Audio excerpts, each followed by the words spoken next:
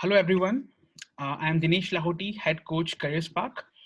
I welcome you to the third episode of Mentor Talks.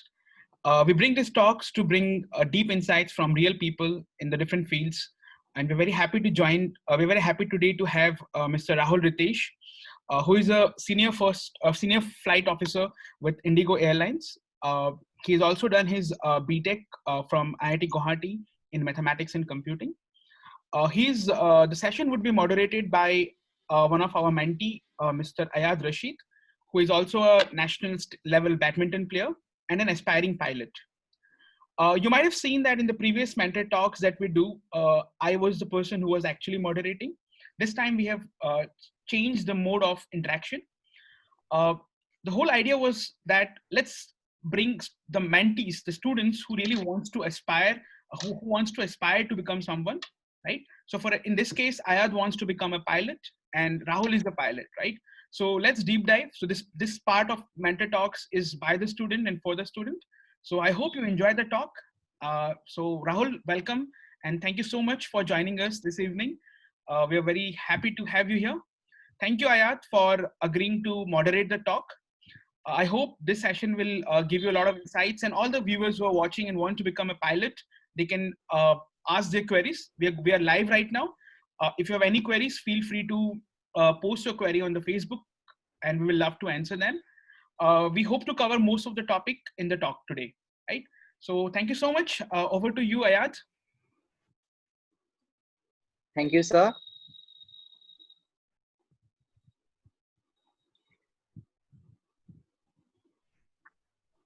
Yes, Ayat, you can start. Yes, okay. Good evening, ladies and gentlemen.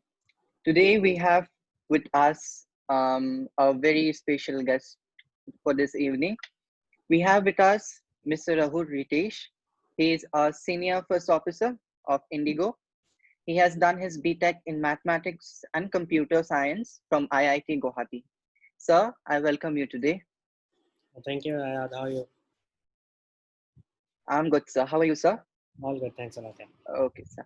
So, sir, let's begin with the questions then. All right. Okay, then. So, sir, we know that there are plenty of career opportunities out there in the world. You know, when you are preteen, you feel like the world is yours for the taking. Right. You just have to make the right choice. So, what is that one thing that made you believe that yes, this is what you want to become? So this is kind of one question that I've always been asked, and I've never actually been able to answer it very correctly. But all I would say is like ever since child a pilot. Even when I qualified into IIT, I would talk to my colleagues and I would tell them, you know what, yeah, I wanted to be a pilot, but as luck would have it, I became an engineer. So back in my mind, somewhere I always had it. When I was doing when I finished my graduation from IIT and went on to do a job in Bangalore, and that is when I was going back. I went back home and I was talking to my sister about how airplane works, how water flaps, water slats. Uh, and my sister said to me, "Didn't you want to be a pilot before?" I was like, "Yes, I did, but who cares now? Nobody cares." She was like, "No, if you want to be, and if you still think you do have it in you, go for it." And that was like the kickoff for me, wherein I started again researching for what the process is and all. But as I said, it was always there in back of my mind that I wanted to be a pilot. And I read a book. It was by Dr. Randy Pausch. He was a professor at MIT. MIT, yes.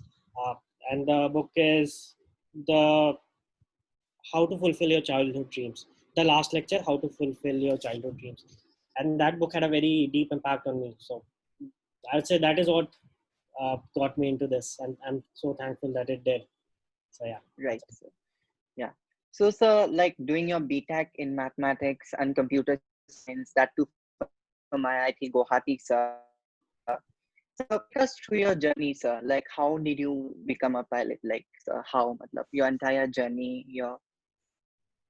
So, so as I said, I always wanted to be a pilot, but back in when I was in class 9th or 10th, I researched the fees and all, and it was way too much for my family to afford at that point of time. So Mhm. I decided to let go of it and studied, did my best to get qualified into an IIT. As luck would have it, I did actually get into IIT, and IIT Guwahati it was to be. So 4 years at IIT Guwahati, I did pretty okay in my studies. Not too great, not too bad. I'd say not bad at all, but not too great either. Uh, Ended up with a job in Bangalore, which I'm very thankful about. I was worked there for 1.5 years, and in between that, as I think all of us would do, and IITN would do, I started applying for my masters, and I did get a couple of masters call from Sweden and US. So I was all set to go there, but yeah, uh, just because I'd say so thankful to Almighty that I ended up being a pilot, and yeah, that's about it. Right, right, sir.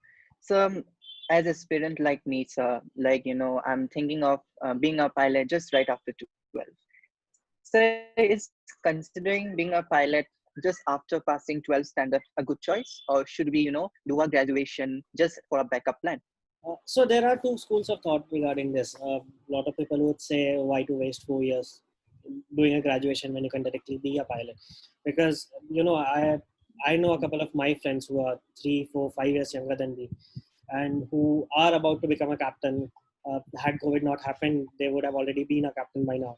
So if you look at that perspective, yes, you can directly go after 12th, and that'll save you 4 years. That'll give you 4 years or more salary if you put it that way. Uh, However, like if I am to be asked, I would always say go for your graduation, but that's again a personal choice. It doesn't matter much. It doesn't matter at all. In fact, you can always, like companies like Indigo, you have a distance learning program wherein you can enroll for a program while you are flying as well, and they give you an MBA degree or a BTech degree or whatever you want. So even that is okay. It's a person to person choice, and whoever likes whatever is up to him. Nothing much of a difference outside. Okay, sir. Um, so we know that I have come to know that through my research that there are two ways, how one can become a pilot. The one is first the conventional pathway, and is the cadet pilot program pathway. So which pathway did you choose, and which of the pathways better as compared to the both of them? So like it's a great thing that you have researched so much. When I uh, and I still remember it was 30th of April 2014. I went to a career fair in Bangalore where there was a stall, there was a counter by National Flying Training Institute, Gondia. So I went there to see what the courses are and wanted to see what the pathways are to becoming a pilot. And this is when I was all into it, and I didn't know what it is about. So when I went there, I was told that there are two options, just as you said. One of them is a conventional program wherein you do your CPL initial flying training, get your CPL, then apply for examinations in different airlines.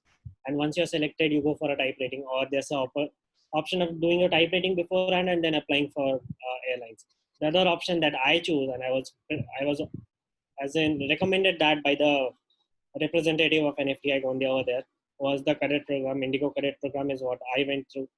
Therein, I went through 3 rounds of interviews and tests before my flying training itself. Once I was confirmed to be a cadet pilot, I signed a bond with Indigo, which was I can't leave the company within these many years after joining.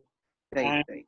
once everything was done, I did my flying training, which was about 20 months for me, 18 to 20 months for me. And after 20 months, I was directly into Indigo. So again, both ways, the cadet program will obviously cost you a premium because of the job assurity that it has. Uh, and for me, that was the best choice because I already had a job and I was leaving it for something else. And had there been no job guarantee, I don't think I would have been a pilot by now because my parents would certainly not have agreed for this. So for me, the cadet program was the best, but again, it's an individual choice. Oh, right, sir. So we all know that, if you want to become a pilot, you need to have a certain set of skills. You need to be hardworking first of all. Then you have to be dedicated, responsible, and need to make better decisions. And so, sir, apart from these qualities, what is that set of qualities that you always adhered to and followed it till now? The first and foremost requirement that you should have to be a pilot is the passion to fly.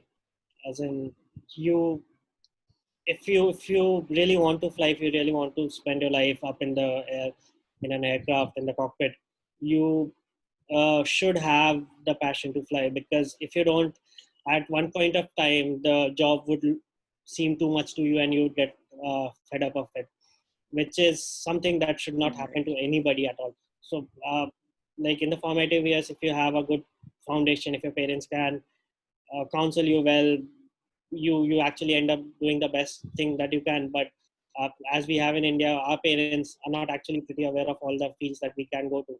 But if you really want to fly, uh, that is when you should getting into flying. I know a few people who get into flying just for the purpose of earning more money, but 5-10 years down the line, they get fed up. They start getting fed up of flying. So that is one thing that you should never have. The other thing is, you should not have fear of heights.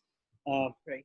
Initial training, even if you have a slight fear of heights, they'll do away with it. They'll, like, there are maneuvers called stalls, steep turns, excuse me, stalls, steep turns, uh, that actually do away with the fear of flying. So any fear of heights and all, if you are very, very fearful, something, probably you should think of some other option. Or if you really believe that you have it in you to get over that, yeah, please. Right, sir. So we all. Before I ask this question, so you love sports, playing sports. Any particular sports you play? Not really. Actually, I just play table tennis at times, and Okay, sir. yeah. Okay. So we know that we have to be fit for becoming a pilot. So do you follow any particular fitness regime or any particular diet? I mean that you're restricted upon. So I used to run a lot back when I was in Bangalore, when IIT. Over here, frankly speaking, last 3 months I haven't done much. I have a yoga mat which is still sitting idle for a long time. But that's the benefit that I have. My body, I sweat a lot. My metabolism rate is high, so I've never gained weight. Like, the maximum weight that I've reached till date is 57 kgs. When I was in IIT, I was 48 kgs. I was never allowed to donate blood because of my low weight. So that is just one thing that I have. However, yes, in a profession like this, wherein you sit in the cockpit for 10, 12 hours straight, if you don't stick to a fitness regime that helps you, you are going to land into trouble. Like, initially, when I started flying and started sitting for 10 hours in the cockpit, I started having severe backache. So I corrected my posture for sitting. So there are a lot of things that varies from person to person. You got to have good meal. Absolutely, you got to have good meal. You can't rely on junk food over and over again. Uh, Reporting at times are very, very early, 3 o'clock, 2 o'clock in the night. You can't have food at that point of time. However, if you delay your meal for a very long time, you start having gastric problems. Right. So there are a lot of things that does change when you start flying, but again, that varies from person to person. And for me, as of now, it's good. I take very light breakfast whenever I go for my flight, and when I'm back at my room, as in my house or in the hotel, I get a good meal. So that is what works for me. Okay, sir. So since we talked about fitness, we also know how important medicals are in this aviation sector, especially. So could you please elaborate a bit us more on how the medicals are? What are the processes we have to go through? So like, when you uh, before you apply for your commercial pilot license, and then before you apply for a student pilot license, which is the very first step, you are supposed to go through a class 2 medical. Class 2 medical, they would check your ears. So any deafness sort of thing, your chest x-ray would be done, whether or not you have pneumonia, if you have asthma, whether or not you have had any disease, your eye axis. Basically, having a spectacle is not a problem. However, if your axis is very, very much crude, which even a glass cannot correct, I'm not very sure about that because I've never wore a spectacle, but pretty sure there's something related to the eye axis, which is a problem, which could be a problem.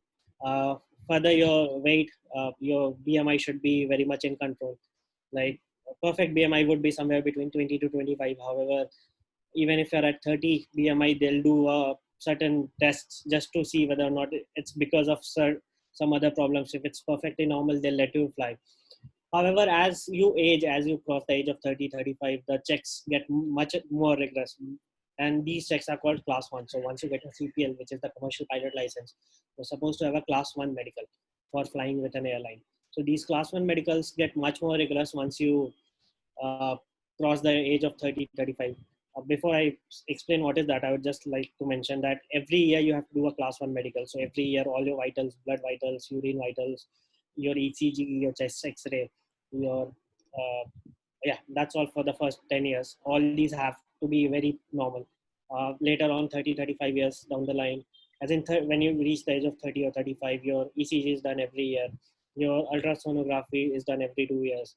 Then your blood sugar is tested, your lipid profile is tested, and any of these parameters go out of the line, you are made either temporarily unfit or permanently unfit. So as I said, your meal plays a very important part. If you start having a lot of junk food, your cholesterol will shoot up, your BP might get high. If you start drinking a lot of black coffee over and over and over again, like 5 times a day, 6 times a day, again your BP will shoot up. So there's a lot of things that a pilot has to take care of, and uh, physical fitness is absolutely one of the most important part of it. So just that you can fly. So how is the typical day? How do you spend your time in this quarantine? Since this COVID has impacted our life in so many ways, how do you spend your time these days? So I did my last flight on March 21st. That was just before the Sunday lockdown that we had. And from 24th March until 25th May, there was hardly any flight operations. All Indigo, I worked with Indigo, and all Indigo did was do some cargo flights, some medical emergency flights. And uh, unlucky for me, I was not being able to fly during that time. My first flight was done, I think, somewhere on 10th June, 5th or 10th, 5th June. I did my observation flight, and 10th June was the first flight that I did after COVID. In between that, it was just a very, very sad period for us. All the team members, like we are about 70 pilots over here in Ahmedabad, all of us did get together every day on Zoom, and we would just discuss whatever we could. But apart from that, there was not much to do. Ever since the flight operations have resumed, I've done about 8 to 9 flights until now, as in 8 to 9 days of flying until now. And frankly speaking, I would have loved to fly much more than what is currently happening. However, given the travel restrictions, I don't think I can do much. I don't think the company can do much, but that's about it. But I would really love to fly. I'm glad I'm flying tomorrow. I'm flying tomorrow to Varanasi and coming back. Next, I'm flying to Bangalore and coming back. Yesterday, I came from Hyderabad, Delhi. So right now the situation is slightly improving. However, I would like it to be much, much better. And that is what I think every pilot would like to have. Right. So we know that you're good in mathematics, obviously in computer science too. So could you take us through how you prepared for your ground classes? How and for the cadet pilot program, how was the preparation, and how can one effectively prepare for it? So for the initial, for the examination, as in for the entrance examination for cadet program or for any CPL for that matter, would just be a basic class 12th maths, physics, and English, which would be knowing what Ohm's law is, relative motion between two trains, as in two trains of this x and y length approaching each other at A and B speed, what time would it take to cross each other, and all that. So for the entrance, it's pretty easy, as in the maths and science part of it, it's pretty easy. English is also very basic. Uh, for once you get into the program, they teach you 6 subjects, namely regulations, navigation, meteorology, technical, and then technical has 2 aircraft subjects. Like you're supposed to fly 1 single engine aircraft and 1 multi-engine aircraft. So all of this, I was provided a very nice 14 books for this, and we had very, very nice instructors who would be present 10 hours every day. First 4 months for me was complete ground training. From December until April, we finished all our ground training courses and every subject would have 10, 12, 20 chapters each. Technical was probably the most difficult one. Regulations was one of them, which was hard to grasp. However, Meteorology is something which was very interesting, which I found very interesting because it had to do a lot with how clouds behave, how does the weather change, how does India get monsoon and things like that. Which like now I see a cloud, I'm like, okay, this is gonna rain today. I see a cloud, I'm like, this is just for namesake, it won't rain. So like to be able to grasp all that and to apply it in real life was pretty interesting for me, and that is how I did. But otherwise, it's all pretty easy, I would say. If you're really interested in flying, if you really want to know how an aircraft flies, even the technical subjects that I said are very tough, can be tough. Seem pretty easy, and with my background that I had, it was slightly easier for me compared to everybody else. Sir, without a doubt, you have the best office view in the world. I think no one can even have question about that. So how does it feel, to always go inside that cockpit and just experience how beautiful the world is from that particular seat? 3 years into flying, I like for a moment I did not appreciate it that much. However, ever since COVID happened and that I got stuck on the ground for 3 months, I would say the first time I went into the cockpit, it was like magical. It was like magical. I was so happy to just be inside an aircraft because I missed that a lot. Uh, Going into the cockpit, flying the aircraft, having the best views, as you said. Trust me, it is the best view. Like there's a YouTube video which says "Life of an Airline Pilot," and I don't Right, have sir. to. Right. It's a 9-minute video or something. If you look at that video, it'll give you goosebumps. It is so beautiful to be flying, and like going from Ahmedabad to Guwahati at 5 o'clock in the morning. Once you take off from Guwahati, it is completely dark. 10, 15 minutes into the flight, the sunrise starts, and you could see the sky changing color from dark blue to slight tinge of orange, further yellow. It's beautiful. You see a lot of shooting stars. Like I've seen a lot of shooting stars actually, because you have the best view right now. With the pollution, you can't see a lot of stars down here. I remember as a child, I could spot a lot of stars, which I don't now. But once you're in the air, you can see stars like anything. I have a lot of star spotting apps on my phone, which I would pull up and I would see what star, which constellation, and all. So absolutely, without a doubt, the best view that you can have as a pilot, because you've got the widest view, 180-degree view that a passenger cannot right now have. Absolutely, yes. Definitely, sir. The first flight, your first solo flight, sir, how was it, sir? Were you scared? Were you nervous? So how was it? So my first solo flight happened when I had done 16 hours of flight before my first solo itself, and so a lot of before that. What happens is the first 6 hours you are just taught the basics of flying, which is called the GF, general flying. And then after 6 hours, you go through a check, which is just a basic flying check. Once you're done with that, at the 7th hour, you start flying circuit and landing, which is getting you practice for how to land an airplane. That is where the 7th hour starts. So from 7th until 16th hour, I had done at least about 40, 50 landings. However, a landing at 16 hours will never be as good as landing in 100 hours when you have 100 hours or 200 hours of experience. But the trainers do believe at some point of time that you're good to go solo. So it happened with me on 30th June 2015. Uh, we did 3 landing, and the captain said, okay, my instructor, he said, okay, you're good to go. So the ATC was informed that Cadet Rahul Ritesh is going for his first solo flight. And the instructor got away from the aircraft. He said, भाई अच्छे से land कर लेना, कुछ गड़बड़ मत करना. That is what his exact words were. I sat back in the aircraft, started the engines, went out, and the ATC wished me. I was like, sir, good luck. I was like, thank you. Thankfully, Gondia, where I studied, we had a dedicated ATC just for flying training, so they were not interrupted by any scheduled airline or something. So uh, I took off, did a perfect circuit. On land, during landing, I was like, please, please, please, please, this be good, please, this be good, please, this be good. And trust me, I don't think I had, that was one of my best landings. After landing, I was told that there were fire tenders and ambulances next to where I landed, next to the runway, just in case something happens.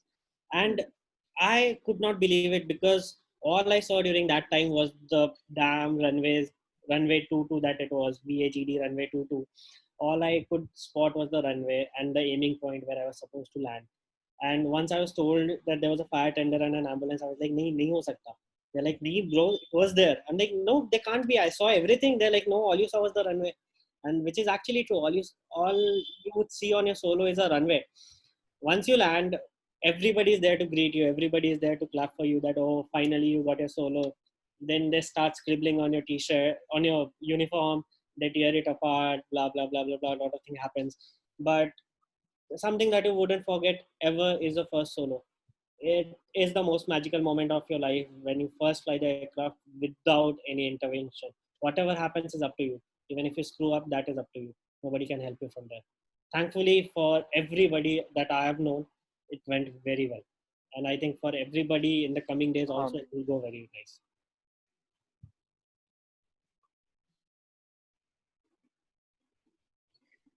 So we know that there are six papers: meteorology, the navigation, the regulation, the technicals, and then the RTR. So do we need to take any particular ground classes? Do we need to go for any particular aviation academy for one to prepare well in these subjects? So I personally never went anywhere. Like I always felt whatever is taught to you in class, in your ground classes at the Flying Training Institute, is more than sufficient. That is what I've believed. However, I do know a lot of my friends who were struggling to clear a couple of papers, and they did go out to places like Delhi and Mumbai to clear, especially RTR and technical, these two papers. So I would always say that wait for at least give your first attempt while you are studying in your Flying Training Institute. I don't, because aviation in any way is a very huge investment, and taking the classes would further burden your parents. It's at the end, it is your parents that pay for all most of your flying training, if not all. And adding a burden to them won't seem fair, at least to me. I would say just wait for at least one attempt. Wait for one attempt. Give your one attempt after you go through your flying training, as in your ground classes at the Flying Training Institute. And if you think there's still something lacking or missing that you should have, then you can go for your academy classes. As a personal recommendation, in fact, we had a batch of 11 students, 11 cadets, batch number 33 we were. So none of the 11 students that we were, none of us went to the coach, to any academy for any extra classes, any coaching, nothing. And we all cleared all our papers in the first attempt. So if you really want to, I don't think there's a need to. However, it's a personal choice depending on how long have you been trying, or do you think if it really is gonna help you.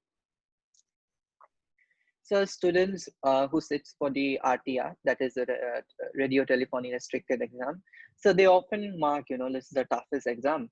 So how true is that? I mean, how can we prepare for that? Matlab?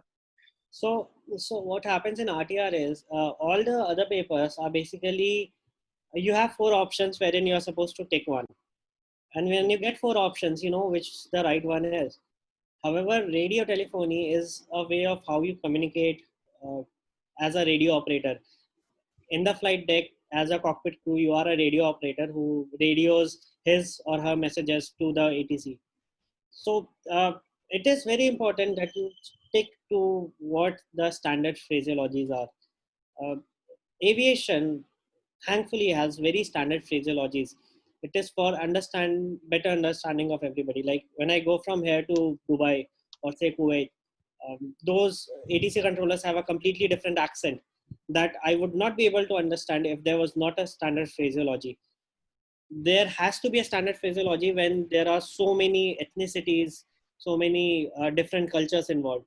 And that is what aviation has, thankfully. So if you stick to those radio standard phraseologies, the first part, the RTR exam is covered into two parts. Sorry, is divided into two parts. First of them is a radio telephoning call wherein you are supposed to give 5 calls in situations and you're supposed to give the calls. So if you do very well in that, if you stick to your standard physiologies, if you know what is the procedure to call somebody, if you're not able to contact, what is the next thing that you do, all these are taught to you during your preparation, which the ground training would cover or the academies would cover. If you do that, you can very easily clear the part one of it.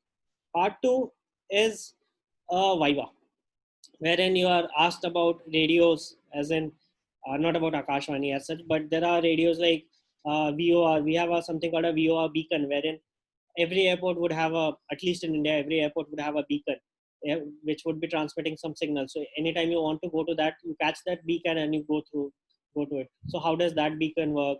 How does your aircraft receivers work? How would there's something called a ADF, NDBs, a lot of beacons, a lot of radio paths. They might ask you something about your aircraft specific. And if you know what the aircraft is like, which you should if you are really interested in flying, I don't think there would be a problem.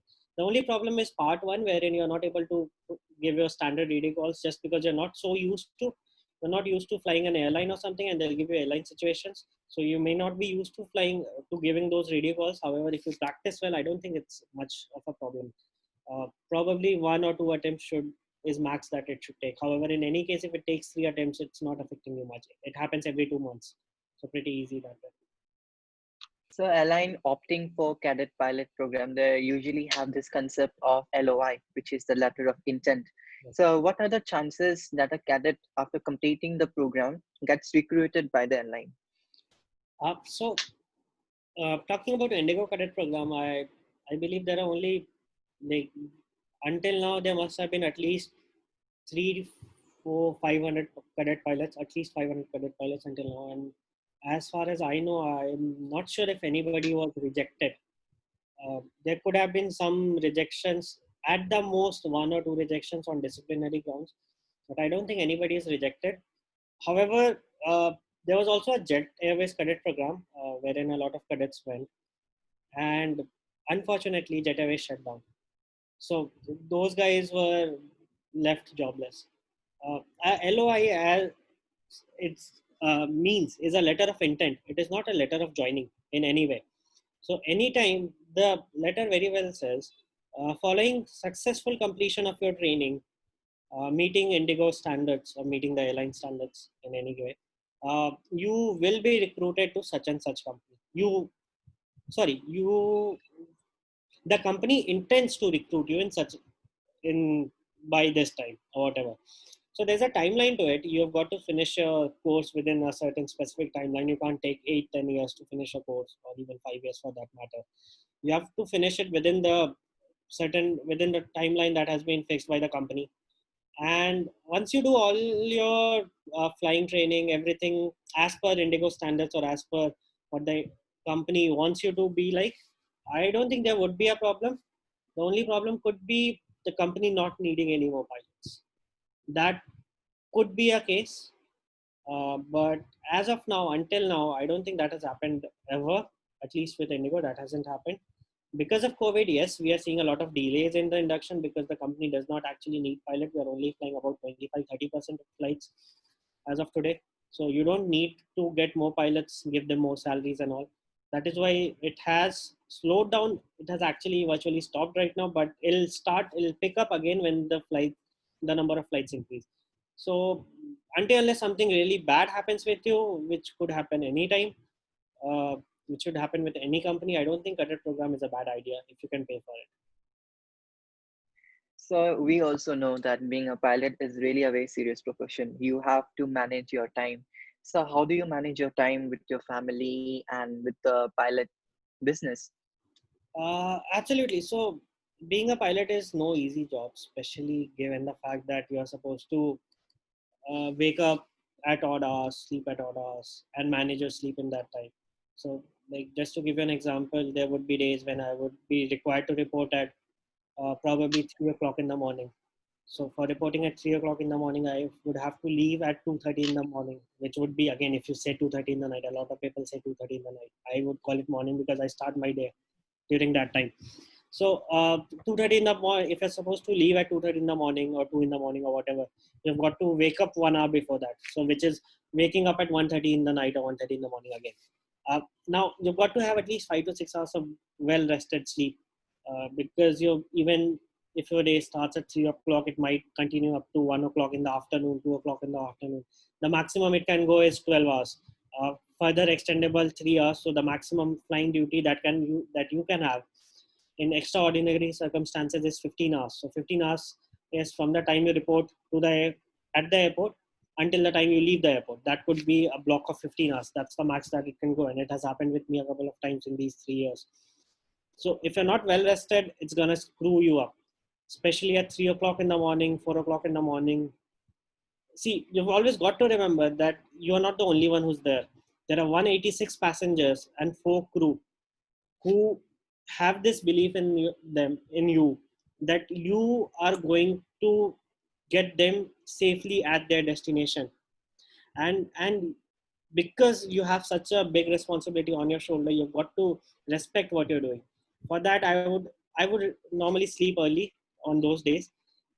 However, as it happens, you cannot sleep at 6 o'clock in the evening or 5 o'clock in the evening if you've woken up at 8 o'clock in the morning or something.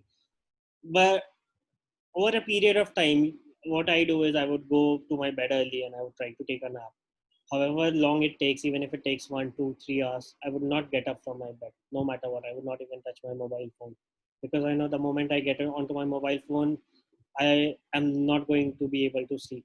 So I would get to my bed at 7 or 8 in the night for a 2 o'clock waking up, because that would give me 6 hours of sleep, and I would probably fall asleep by 8:30, 9.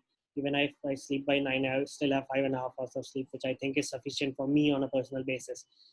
Same thing happens when you land late at night. You may start your flight at about 3 o'clock in the afternoon. You finish at 2 o'clock in the night, and then you keep on sleeping the entire day. You probably wake up at 10, 11, 12, and then something called a sleep inertia sets in, wherein no matter what you do, you are feeling sleepy. Again, to get over it, there's a way how to get over it. You have to sleep in a certain pattern. Um, Interestingly, when we sleep, there's something called a REM sleep and a non-REM sleep. Uh, if you wake up in your REM sleep, you are very well rested. If you wake up in a non-REM sleep, you feel dizzy, you feel tired. So there's a cycle that goes away with your there's a mental clock that kicks in the moment you sleep. And if you wake up within your REM sleep, you are very happy. You have a very good day. However, you can't control it. You can try to achieve it as much as you can, but you can't control it. Regarding family life, I don't have a family in Ahmedabad, but I do get in touch with my parents every day. I know a couple of people can have problems with the family life, because at times you are away from your home 5, 6 days a week. I've been in Lucknow 31 days straight. So if you are away from your home 31 days straight, that can create some family problem, and that is one thing that I think every aspiring pilot should consider before getting here. At least one every month, if you're flying within India, you would be away 5, 6, 7 days a month. If you're flying abroad, if you're flying long haul, as into US, UK or something, you can be away for as much as 10, 15 days a month. So that is something that everybody should consider. Right, sir. So pilot profession is a very serious and a glamour job. The uniform instantly makes you look sharp. It looks dapper and very attractive at the same time. What is that one thing, sir, that you always believed to the entire part of the journey? That one idol that you always followed? Uh, so my parents paid a huge chunk of the fees, not all, but they paid a huge chunk of it. And anytime I wear a uniform, I always have it in the back of my mind that I'm there to do a job. I'm there to ferry passengers. I've flown on New Year's Eve, I've flown on Diwali, I've flown on Durga Puja. I wish everybody a happy Diwali, and there are a few passengers who would wish it back to me. Uh, no matter what day it is, no matter how bad the weather is, no matter how irritated the passengers are, or they may be at times, uh, all you have got to do is you've got to finish your job perfectly, and there's no chance of a mistake over here. Um, Doing a mistake can be fatal at times. So as long as you are completely dedicated, you know your SOPs are actually standard operating procedures. So every airline, aircraft has a standard operating procedure. As long as you stick to it, and that should be your go-to mantra. For me, the go-to mantra is following my standard operating procedure. I do exactly what is written in the book. I don't do anything out of the ordinary until unless the situation may demand so. But like in 99 out of 100 flights I would do exactly as per the book. And that is what motivates me. That is what keeps me on my toes, because these SOPs keep on changing depending on what has happened. Anything that happens, anything that the company finds is impending safety, they'll change the SOP to cover that. So the SOPs keep on changing, and you've got to get used to it. You've got to change yourself, adapt to the change as soon as possible. uh, Pilot wearing a uniform doesn't just mean looking glamorous. It does mean carrying a lot of responsibilities on your shoulder. For me, wearing my uniform is absolutely a matter of pride, and I'm so thankful to be flying, to be able to ferry passengers. Like I ferried passengers from Doha to Ahmedabad just last month, who were stranded because of COVID. And this was a repatriation flight for all these guys.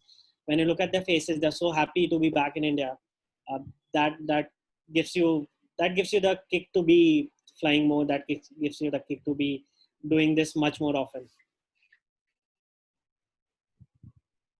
Definitely, sir. So the evaluates are everything for the pilot. It shows the hard work and the absolute and sheer passion and the love towards their profession. How does the transition from or the changeover from a junior first officer to being a senior first officer felt? Basically, every airline has a different policy regarding epaulets. If you are probably in AirAsia, you get one stripe when you are uh, when you are employed as a junior first officer. The moment you are released as a basically junior first officer is a first officer under training who has not been released for unsupervised flying. So there are line training captains. There are training captains whom you fly with, and they assess you over a period of say 40, 50, 60 flights, and then they say, okay, this guy is safe for flying, this guy is ready for flying a Airbus or a Boeing or whatever. So in companies like AirAsia, you get one stripe when you're a junior first officer. For Indigo, it is two stripes. And the moment you get a when you get released as a first officer, uh, AirAsia would give you the second stripe. I think even Air India would give you the second stripe then. In Indigo, you get the third stripe. You start with the second stripe and you get the third stripe when you have reached 1000 hours on the Airbus. So the moment you reach 1000 hours on the Airbus, um, I remember it was August 18th, 2018, August 18th, 2018. And there was a cake that was brought to us.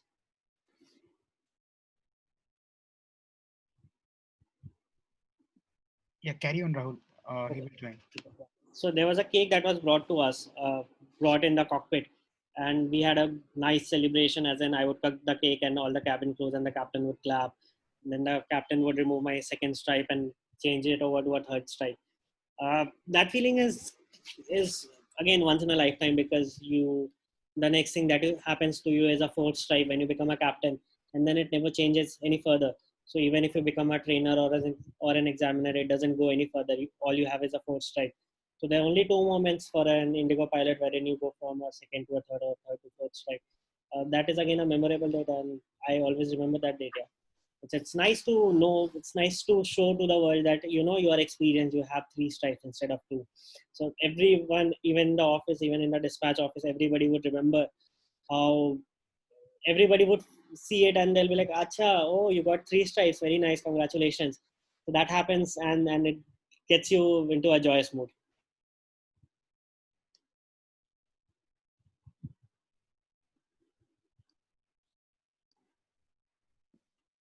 I think there is some technical problem. Ayad, can you hear us? And victorious, we need to be devoted and dedicated and disciplined and controlled. What are the qualities or the caliber that aspirant hone in themselves during the training period time? Again, you have to be very time bound. You can't be late. You have to be extremely punctual. Extremely punctual. Like during your ground training classes, our daily brief would happen at 7:30 sharp. Anybody who's not able to join the daily brief for whatever reasons is not allowed to fly for that day.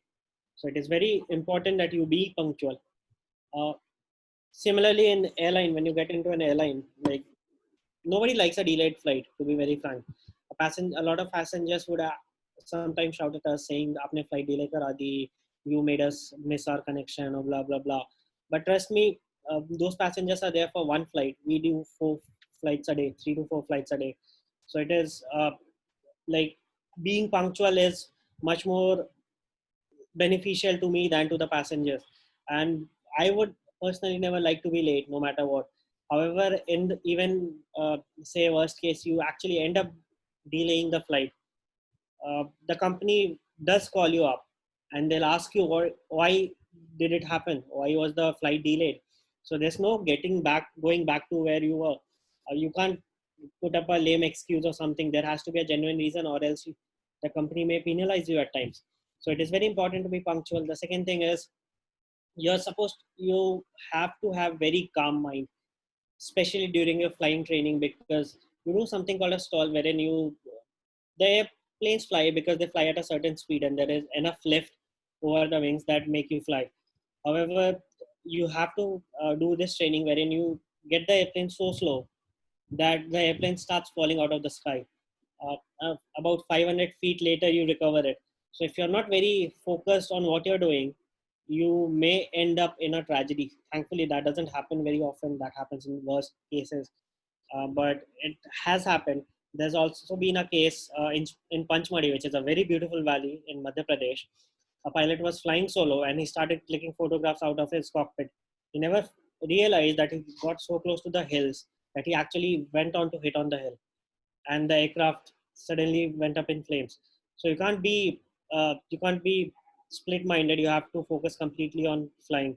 You have to be very, very calm on what you do. Apart from that, I'd say uh, sticking to a schedule, like you know what is to be done when the like if you want to go to party, please make sure you are at least well rested. You are well rested and you are ready to fly. If you're not fit to fly, there's something called MI safe. That's a very basic acronym that you'll see everywhere in aviation. It is MI safe, which stands for uh, seven different seven different sentences. If any of that is not completed, you should not go for flying.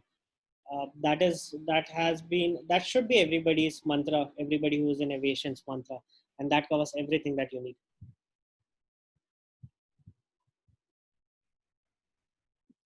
I think Ayad is having some network problem, Rahul. So let me, yeah, so I have one question for you, Rahul.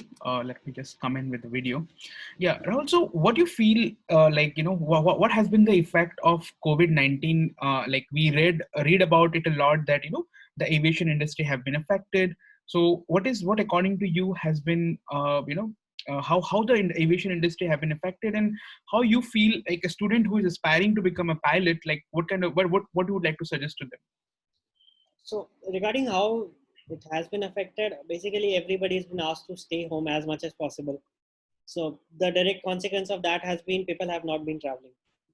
Correct. Only those who really need to go from point A to point B have been traveling. Second thing is, even if you want to travel, there are so many quarantine regulations. Uh, say Guwahati says 10 days of quarantine, if I'm not wrong. Yeah. Delhi says 14 days of quarantine. Karnataka would do a COVID test and all.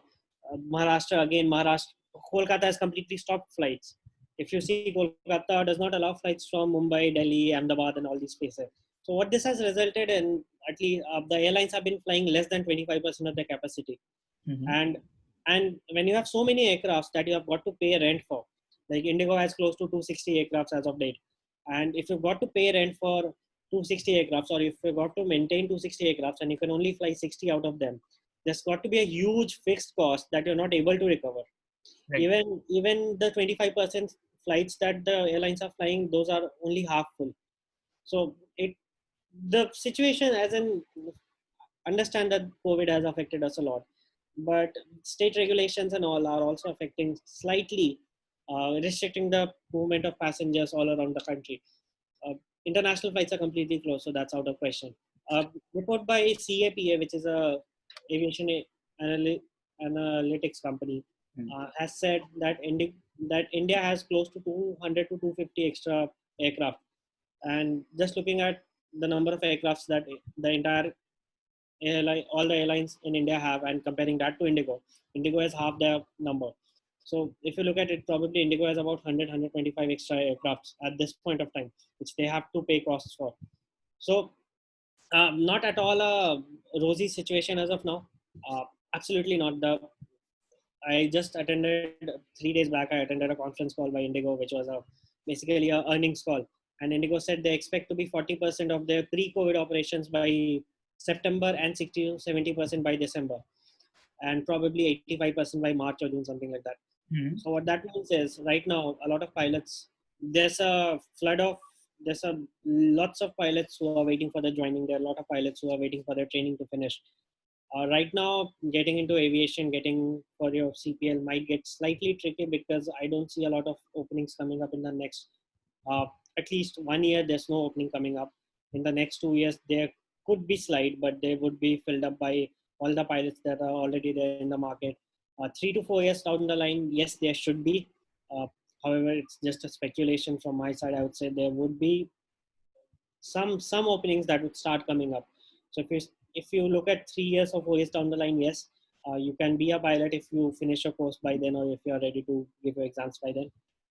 2 years down the line, I don't see any big openings coming up. That would just be my analysis. The markets are completely dynamic. It Correct. depends on how soon the vaccine comes up, how soon is everybody vaccinated, how soon are the government restrictions lifted. Like you see Ahmedabad has no quarantine at all. And the flight loads in Ahmedabad are pretty amazing compared to what is there in Bombay or Chennai or anything. So it all depends on how the state government reacts to the situation. Right. Uh, Right. So I think Ayad is back. So I will hand over to you and please continue. I can't hear you. Unmute yourself, Ayad. Unmute yourself. Unmute. Yes. Hello. Yes. Audible. Okay. So we know that being a pilot is a very stressful job. How do you stay motivated and consistent? Again, so the passion of flying completes it all. Yeah. Like as I said, if you're not passionate about flying, if you just look at it as a job that gives you say X number of bucks at the end of the month, you're probably not motivated enough to be flying.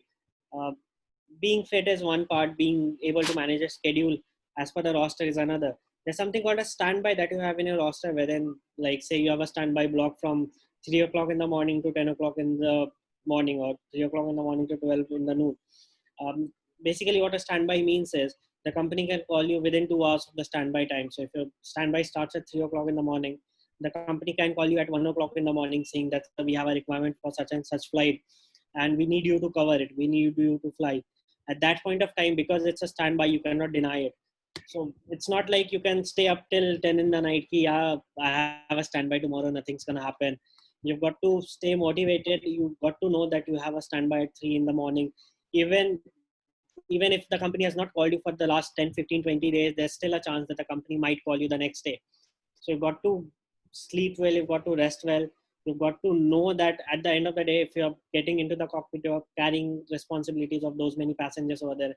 Indigo has a very nice sticker that's there on all the cockpit doors. It says, flying is a very serious profession. Please leave all your personal worries behind this door. So the moment you step into the cockpit, the company expects you to be at your personal best, at your professional best. And no matter what it is, if you really love flying, uh, if you like wake me up at 2 o'clock in the night, and if you ask me some of the SOPs, I would be able to give it to you while I'm asleep, while I'm half asleep. So that is one thing that is very much required. You've got to be passionate about flying, and I think if you're doing that well, I think it covers everything else that you need. So we know that for the safety of as well as for the passengers and for the pilot, there are many SOPs, there are memory items like the loss of braking, emergency descent, from the preliminary cockpit to the parking brake. So how did you learn so many things? Like how was that one mantra that you followed, to grasp all these procedures? So just to give you how this works is, uh, you wake up in the morning and you would probably wash your face, go to uh, brush your teeth, then probably have something to eat and drink, and go start doing your daily chores. So uh, this 7 o'clock. sorry. Okay, I'm sorry. He's not here. So this happens because you're following a daily routine, right? Because ever since you were born, you were told, okay, now you've got to brush, now you've got to freshen up. That is what happens exactly with a pilot. Uh, because it's your bread and butter, you start inculcating it into a daily routine. When you start flying a different aircraft, like after I did my CPL and I went for my type rating, which is the Airbus training, I did something called a chair flying, and chair flying helps you a lot. So there are posters, the cockpit posters, which tells you where what button is, and I would sit on a chair and the posters would be stuck in front of me, and I would just open my QRH, which is a quick reference handbook which tells you what to do, and I would just see what all is written, and I would try to locate the button, and I start doing, okay, now I have to got to press this button, I've got to press this button, now you got to press this button, now this is what happens, this is what happens, this is what you're supposed to do as per the SOP, and the company provides you the SOPs. So once you've done this for 3-4 months, I think it gets in the back of your mind. uh, as I said, you wake me up at 2 o'clock, you ask me a memory item, I'll be able to tell you, because I've been practicing so much that it's like brushing my teeth for me. uh, it gets in the back of your mind. Yeah? It's nothing a big worry. The first 1-2 months, first 3-4 months may be slightly tough for you, but once you get a grasp for it, I don't think anything can erase that memory from your mind. Nothing at all. So indeed, so far you have given us such a beautiful insight and gripping insight from your journey. So I'm pretty sure you must have made a lots and lots of beautiful memories out there. So what is that one memory, or what is that one moment you're always gonna cherish for entire life? uh, Not sure, yeah, not sure. As in, I have a lot of memories actually, not just one, but a lot of memories. However, if I have to pick one, uh, let me think. I'd probably rate this Doha thing one of my best, because I saw the passengers thank you so much, and all that. Right, Flying on any festival is very nice, because even right, if you can't, even if in the back of your mind you know that your parents could not see you this month or something, you see the happiness on everybody else's face, and that makes you happy. One memory I have to point it out. Let me think.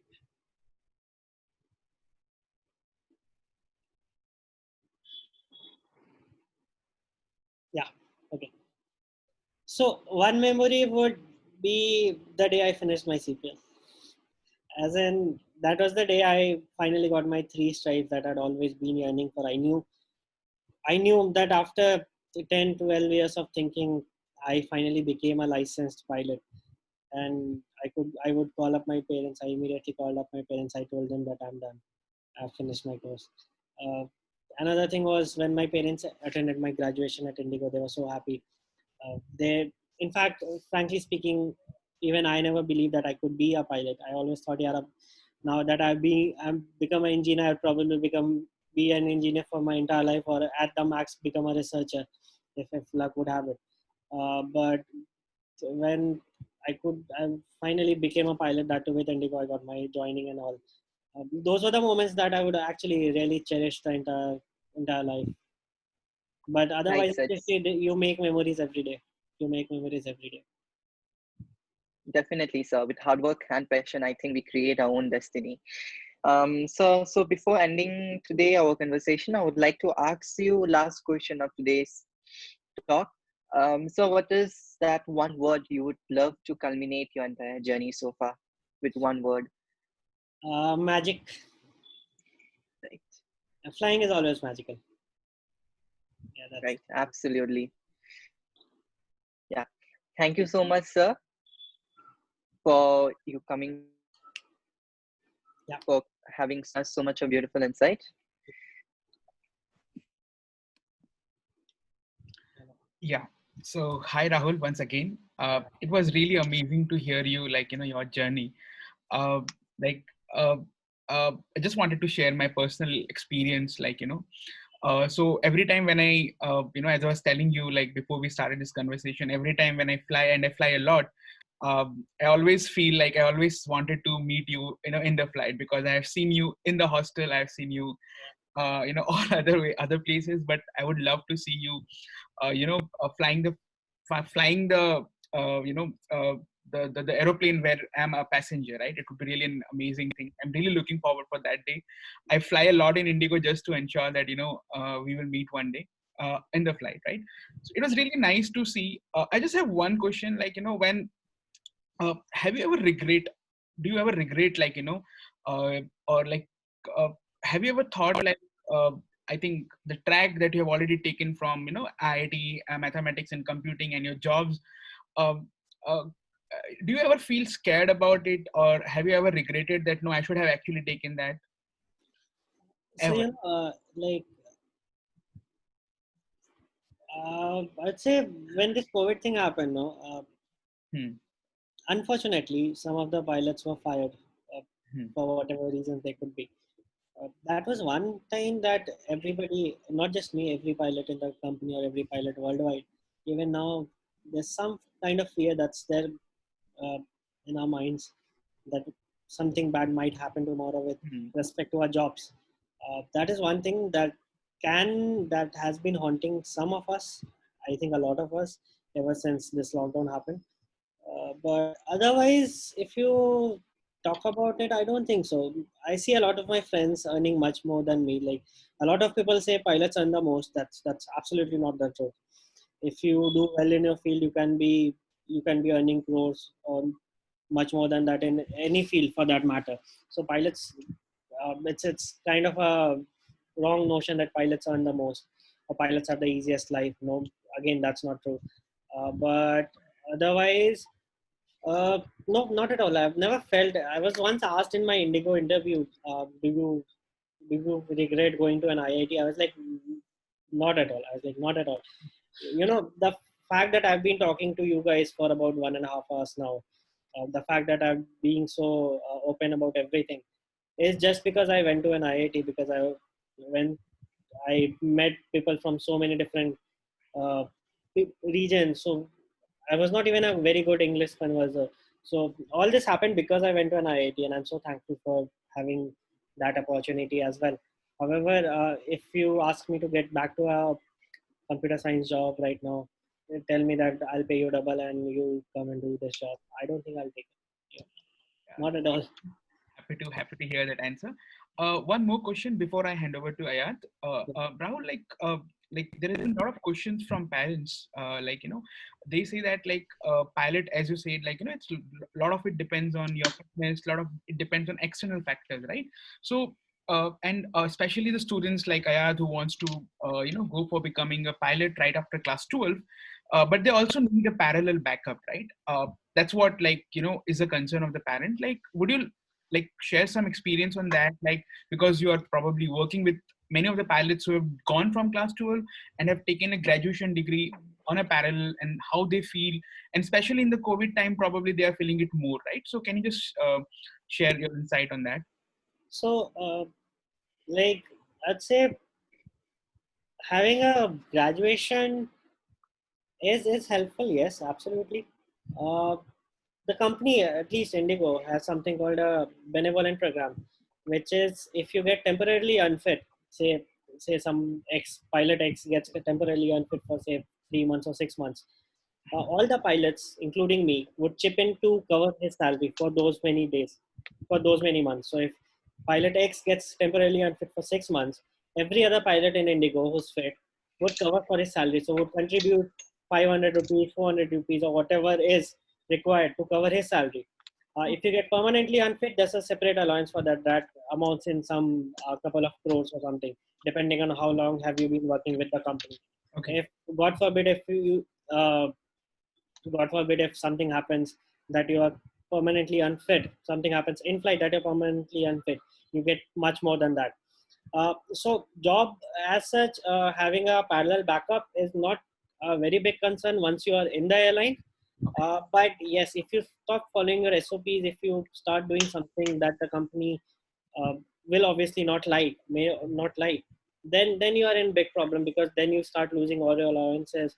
Even if the company fires you for whatever reason for not following SOP, for doing something which is willfully negligent, then you get into a problem, and that is when a parallel backup would be required. However, otherwise, I don't think it's a very big problem.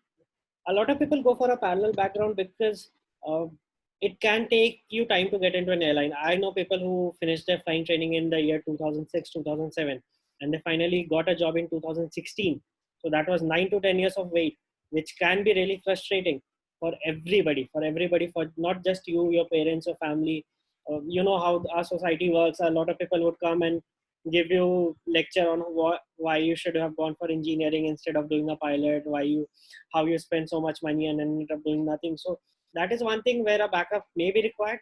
But otherwise, if once you're into the airline and if you do your job well, I don't think you need for a backup. Okay. Yeah. So I think that clears a lot of doubt. So thank you so much, Rahul, for this answer. Yeah. So over to you, Ayad. Thank you so much, sir, for your time, for your generous time. I think I'm really going to cherish this moment talking to someone who is really into the field. I think, honestly speaking, this is a dream come true. I never thought I would ever get this opportunity. Talking to someone who is really into that field, who is someone who has perfected that art. I really hope that I get to fly in a plane where you are the captain. And I really hope to meet you one day as a first officer flying with you, sir. And I would also like to thank Dinesh sir, the Career Spark, for giving me this opportunity. Definitely, I'm going to mention this moment. Anytime whoever asks me what is the best moment in your life, I think this is always going to be the first one. Thank you so much. Thank you. You know what? I'd like to add up something. A lot of people love seeing the aircraft. However, not a lot of them have been into the cockpit. Indigo has an open door policy wherein after landing, you can request the cabin crew who would further pass on the message to the captains that there's somebody in the back who wants to see the cockpit. Because of COVID concerns, we are not allowing anybody in right now. However, otherwise, anybody who wants to see the cockpit, be it a 5-year-old kid or a 80-year-old uh, man or a woman, everybody is welcome. Very, very welcome, and we show them everything what happens. There are times when we have very less time to turn around, as in 20-25 minutes to after landing until takeoff, wherein we are not able to tell them everything properly. We're not able to explain everything properly. However, uh, I think all of the pilots, every pilot at Indigo tries his best to make sure that the passenger who's come inside the cockpit to meet them or to see the cockpit goes out very happy. So that is one thing that I think everybody can do once the COVID is over. Not now, please, because nobody would allow you right now. But once COVID and vaccinations and everything is done, I think everybody should go in and see the cockpit. It's actually beautiful to see the cockpit. Very beautiful. I think that's a very interesting information, Rahul. I think next time all of the people who are watching will definitely, Indigo, if you go and see the cockpit as well, right? Absolutely. All right. So thank you again, Ayad, for, I think I really want to congratulate Ayad. You've really done a well research, right? I mean, you've really Thank done you good so much, research sir. in terms of, what you really want to become. I think that's the first step, right? The next step was you meeting a pilot. Now, I think third, as you said that, we'll soon see you probably flying if that's what you want to do, right? Thank you, Rahul, for taking out your time on a Sunday evening. I hope this conversation that we had, I really enjoyed and learned a lot from your experience. I'm sure, like all the people, all the students who are watching and the parents who are watching with their concern, they will also enjoyed it. Thank you, Rahul, once again for your time. Thank you, Ayat, for moderating it so nicely. Thank you so much, and all the viewers, thank you so much for joining us. We will come again with next talk. And if you want any kind of help, if you have any suggestion that bring this profession, or we want to know more about this profession, please inbox us. We will love to bring an expert from that field so that you can really understand which is the things which are not easily available in Google. Okay, so thank you so much and have a good day.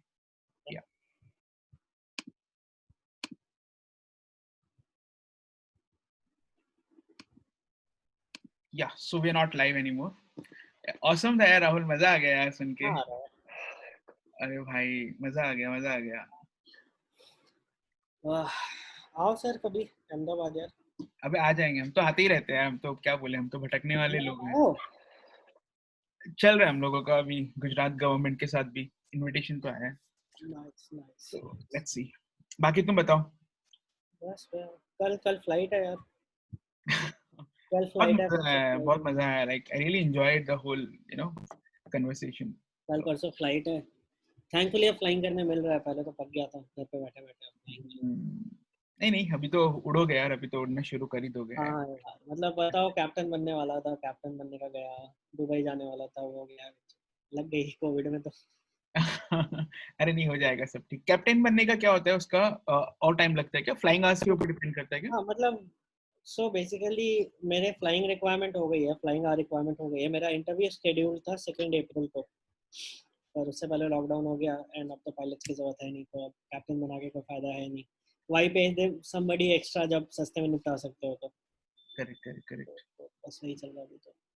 But हाँ, अब मतलब जो अभी जुलाई अगस्त सितंबर तक बन जाता captain, अब शायद 2022 जुलाई अगस्त सितंबर तक बन जाए, तो 2 साल डिले। हाँ, but you never know, like अभी पता नहीं क्या होगा। हाँ, होपफुल होपफुल। हाँ इट्स नहीं मतलब, कि मतलब कैप्टन बनने पे ना थोड़ा, वन थिंग इज कि you are the captain, so you are the boss of the flight, कि भाई मैंने बोला तो ये होगा, सिंपल एज दैट। बहुत बार ऐसा होता है ना कि fly with somebody that you don't, यार ये ऐसे क्यों कर रहा है, वैसे क्यों कर रहा है।